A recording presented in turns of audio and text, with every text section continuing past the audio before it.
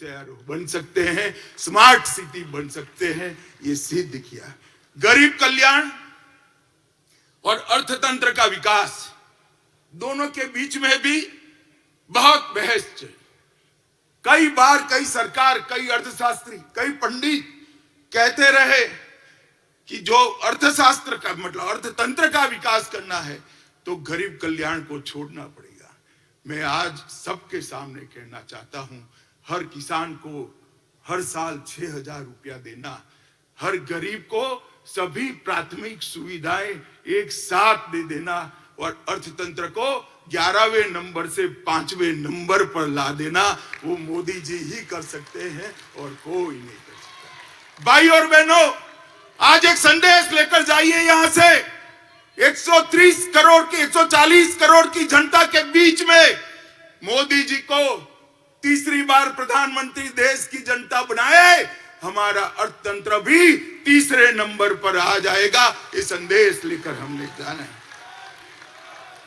इसी तरह से एक द्वंद्व चालू रहा कि विदेश नीति, अगर दुनिया को मित्र बनाना है तो देश की सुरक्षा में थोड़ा बहुत कॉम्प्रोमाइज करना पड़ेगा। ये बहुत लंबा बहस का विषय आजादी के बाद तुरंत शुरू हुआ और सारे पंडित सुरक्षा नीति और विदेश नीति के बीच के द्वंद्व में फंसते रहे। मोदी जी ने तय कर लिया और कर दिखाया कि सरहद की सुरक्षा, देश की सुरक्षा हमारी सबसे पहली प्रायोरिटी है। और आज ये करने के बाद, देश को सुरक्षित करने के बाद, मोदी जी ने भारत को विश्व मित्र के रूप में प्रस्तावित किया। वसुधैव कुटुंबकम का हमारा सूत्र को उन्होंने नीचे लिखा।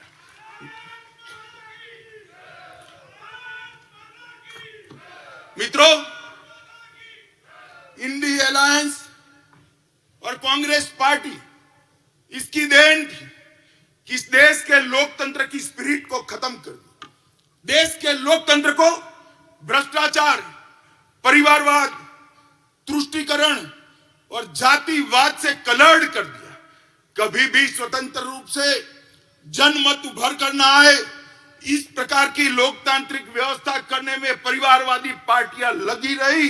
मोदी जी ने 10 ही साल में भ्रष्टाचार, परिवारवाद, तुष्टीकरण और जातिवाद को समाप्त कर विकास की राजनीति को मध्य बिंदु में लाया, जिसको देश की जनता ने स्वीकारा।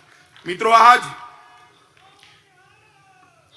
मैं आज आप सबके माध्यम से करोड़ों भारतीय जनता पार्टी के कार्यकर्ताओं को कहने आया, अगला चुनाव 2 खेमे पड़े हुए महाभारत के युद्ध में, जैसे पांडव और कौरव के खेमे पड़े थे, इसी तरह चुनाव के पहले 2 खेमे पड़े हैं। एक खेमा है मोदी जी के नेतृत्व में, बीजेपी के नेतृत्व में एनडीए का गठबंधन, और दूसरा है कांग्रेस के नेतृत्व में सारी परिवारवादी पार्टियों का इंडी अलायंस।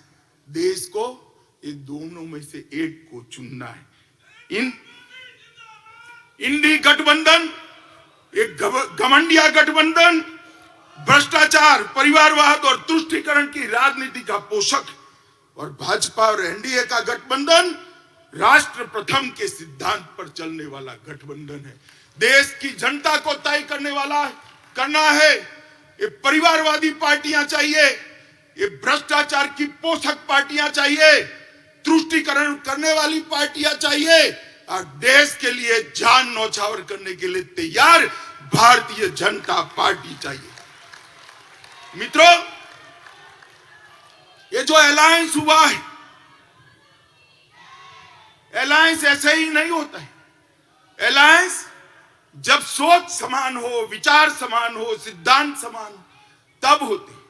ये इंडी अलायंस जो बना है, ये पूरा का पूरा इंडी अलायंस कांग्रेस के नेतृत्व में। मैं आज आपको कह सकता हूं, इस देश में भ्रष्टाचार की जनक कांग्रेस पार्टी है, और इस देश में भ्रष्टाचार का पोषण भी कांग्रेस पार्टी ने किया है।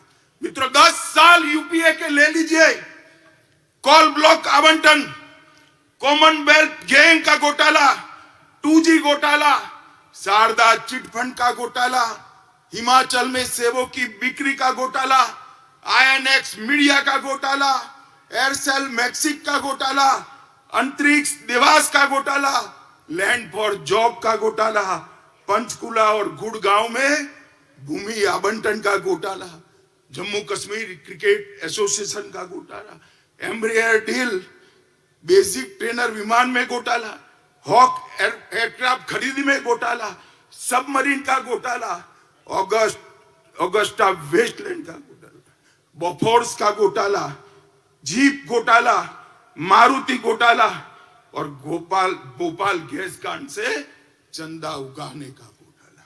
ये कांग्रेस पार्टी हमारे यहां ऐसा कहते थे कि किसी भी तत्व का व्याप आकाश, भूमि और पाताल तक होता है, मगर इन्होंने तो आकाश से भी आगे जाकर अंतरिक्ष में भी घोटाला किया, भूमि से आगे जाकर पाताल में खदानों का भी घोटाला किया और समंदर को भी नहीं छोड़ा, वहां सबमरीन का भी घोटाला कर दिया।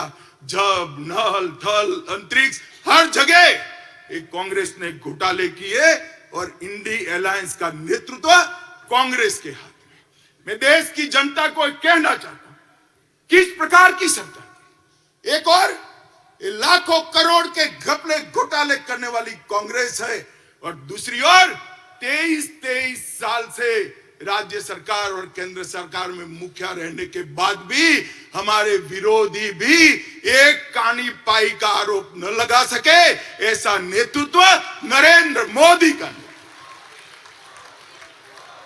देश की जनता ने, मित्रों, देश की जनता ने तय करना है कि देश का भविष्य ये भ्रष्टाचारियों के हाथ में सौंपना है या नक्सिक प्रामाणिक व्यक्ति जिस पर दुश्मन भी आरोप नहीं कर सकते, ऐसे नरेंद्र मोदी जी को सौंपना। और मित्रों, एक कहावत है, बड़े मियां तो बड़े मियां, छोटे मियां भी सुभान अल्लाह। जब कांग्रेस पार्टी इतना भ्रष्टाचार करती है तो साथी भला क्यों बाकी रहेंगे? आम आदमी पार्टी आबकारी जकात का घोटाला, लोगों के उपचार में मोहल्ला क्लिनिक का घोटाला, ढेर सारे घोटाले किए, लोगों के मेडिकल टेस्ट करने में भी घोटाला किया और आज उनका सारा नेतृत्व कोर्ट से भागता है, कोर्ट से भागता है, एजेंसियों से भागता है। झारखंड में एक MP के घर से 350 करोड़ रुपया जब्त होता है। छत्तीसगढ़ में महादेव के नाम से जुआ खिलाने का एक घोटाला आता है। DMK के मंत्रियों के घर से करोड़ों रुपया बरामद होता है। तृणमूल कांग्रेस के मंत्रियों के घर से अनेक करोड़ रुपया, 55 करोड़ तो एक ही स्थान पर से मिलते, अनेक करोड़ रुपयों का, सैकड़ों करोड़ के घोटाले बाहर है और लालू जी सजा आपता है और अभी भी एक एक नई भ्रष्टाचार की FIR उन पर हो रही है। मित्रों, पूरा इंडी अलायंस, ये कांग्रेस पार्टी के नेतृत्व में घमंडिया गठबंधन, ये पूरा भ्रष्टाचार से लिप्त। देश की जनता ने तय करना है, भ्रष्टाचार के दूषण को समाप्त करने वाले नरेंद्र मोदी जी को मैंडेट देना है या भ्रष्टाचार ही जिनका धर्म है, ऐसे इंडी अलायंस को मत देना है। ये देश की जनता ने दे।